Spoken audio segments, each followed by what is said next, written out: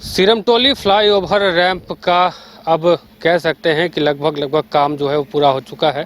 ये तस्वीरें आप देख सकते हैं कि किस प्रकार से जो निर्माण कार्य है वो काफ़ी ज़ोर शोर से चल रहा है। हालांकि बता दें, जिस प्रकार से सिरमटोली फ्लाईओवर के जो रैंप मामला है और ख़ास करके जो सरना स्थल के समीप जो ये रैंप उतारा जा रहा है, इसको लेकर के पिछले कई महीनों से विरोध देखने को मिल रहा था। लगातार आंदोलन भी चल रहे थे।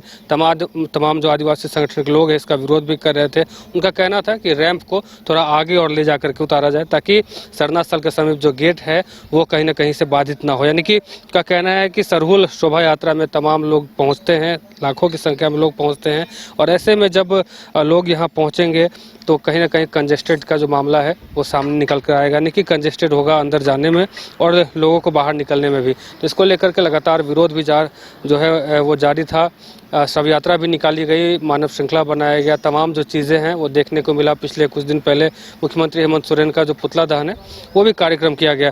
तो ये तस्वीरें आप देख रहे हैं कि अब लगभग रैंप का कार्य जो है वो पूरा हो गया है। मुख्यमंत्री हेमंत सोरेन अब विदेश दौरे से वापस झारखंड आ चुके हैं और ऐसे में अब फिर से एक नया मोड़ जो है, यानी कि विवाद, जो सरना स्थल विवाद था वो एक नया मोड़ लेता हुआ नजर आ रहा है। अब 5 मई को तमाम जो आदिवासी संगठन के लोग हैं एक बार फिर से एकजुट होंगे लालपुर स्थित जो सरना स्थल है उस भवन में, और जितने भी झारखंड के ज़िले हैं हर एक ज़िले से आदिवासी समाज के लोग और जो आदिवासी समाज के अगुआ हैं सब इकट्ठा होंगे और इकट्ठा होकर के कहीं ना कहीं फिर से एक बार रणनीति बनाते हुए नजर आएंगे।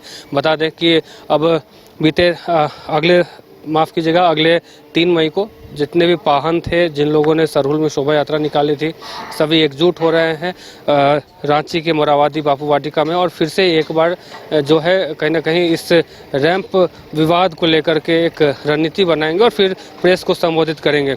उसके बाद बता दें कि 5 मई को फिर एक बैठक रखी गई है और बैठक जो है वो काफ़ी अहम माना जा रहा है। अहम इस तरीके से माना जा रहा है क्योंकि एक बार फिर से सभी जो आदिवासी संगठन के लोग हैं, आदिवासी समाज के लोग हैं, वो इकट्ठा होंगे और इकट्ठा होकर के कहीं ना कहीं जो अपनी जो रणनीति है उस पर विचार विमर्श करेंगे और लोगों से इस बात को कहीं ना कहीं रखने की कोशिश करेंगे कि आगे की जो रणनीति है हमारी क्या होगी। और उसके अलावा अगर बात की जाए इस पूरे मामले को लेकर के, तो जिस प्रकार से पिछले कई महीनों से आंदोलन चल रहा था, लगातार सरहुल शोभा यात्रा में भी जो काली पट्टी बांध करके शामिल हुए थे तमाम आदिवासी संगठन के लोग, मुख्यमंत्री हेमंत सोरेन भी पहुंचे थे सरना स्थल, उनको भी कहीं ना कहीं विरोध का सामना करना पड़ा था। उसके बाद अगर देखा जाए तो कांग्रेस के भी सुबोध कांत सहाय और उनकी जो बेटी लोकसभा सांसद प्रत्याशी थी रांची लोकसभा से यशस्विनी सहाय, उनको भी कहीं ना कहीं यहाँ विरोध का सामना करना पड़ा था। तो कई ऐसे नेता हैं जिनको इस सरहुल के दिन जब सरना स्थल पहुँचे थे तो उनको विरोध का सामना करना पड़ा था। और अब सबसे अहम बात निकल के आ रही है कि बैठक भी रखी गई थी, 5 अप्रैल को भी बैठक रखी गई थी। उस दिन हंगामा भी काफ़ी हुआ था, काफ़ी प्रशासन यहाँ एकत्रित हुए थे। और इसके अलावा अगर फिर बात किया जाए तो पुनः फिर मुख्यमंत्री हेमंत सोरेन का पुतला फूंका गया और कहीं ना कहीं विरोध का जो सिलसिला है उसको आगे बढ़ाया गया।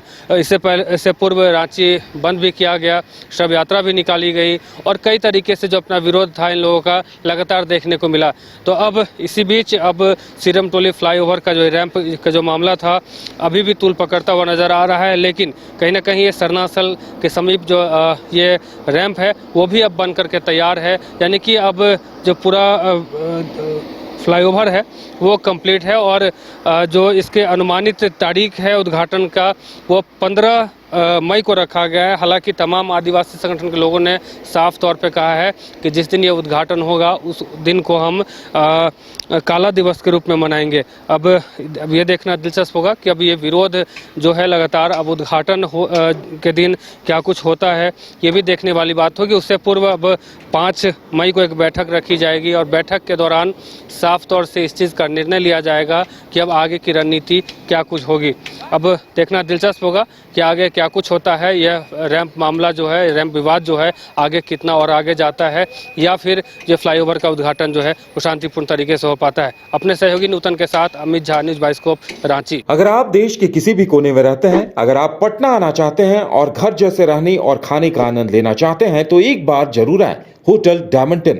संपर्क करें 9572759746, 9031859981, 0612 400158 एड्रेस अपोजिट विद्या संस्कार स्कूल, रंजन पथ, गोला रोड, बेली रोड, पटना 801503।